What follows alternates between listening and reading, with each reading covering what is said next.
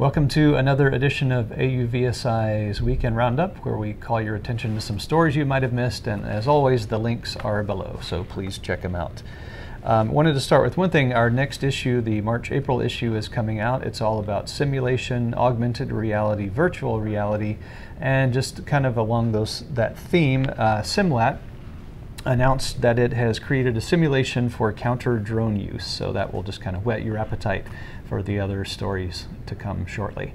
And Brian, what have you got for us today? So starting off with a lot of Florida news. Last weekend I had the chance to go down to the University of South Florida to attend their first brain drone race. It featured a field of 16 competitors racing drones using their brain only. It was a very fun event, well attended, and the link, as Brett said, is below. Additionally, this week, USF is testing an autonomous vehicle on its campus. The test is being conducted by USF's Center for Urban Transportation Research. And finally, the Guinness World Book of Records says Guinness Book of World Records, that's a mouthful, says that a new record has been set, with 55 self-driving cars recently setting a new record for the largest parade of autonomous cars at the Beijing test site in China. The cars took approximately 9 minutes to cover 2 miles, so some very exciting news there. Pretty exciting parade. In other news, FLIR, continuing its plan for world domination, has announced that it's going to buy Endeavor Robotics.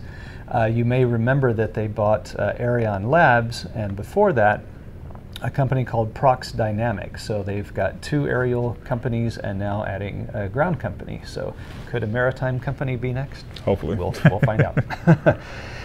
In other news, Insitu announced that it's doing some commercial demonstration flights in Papua New Guinea. So that's helping spread the commercial use around the world. A couple of deep diving remotely operated vehicles helped find the USS Hornet, an aircraft carrier sunk in World War II. If you've ever seen the movie Midway, it's got a starring and heroic role, so now they know where it is.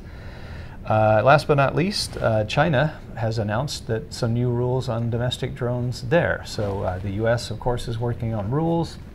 Canada has some new rules coming out this summer, and now China is working on some rules as well. So links are below. That's what we got for you this week, and we will see you next week.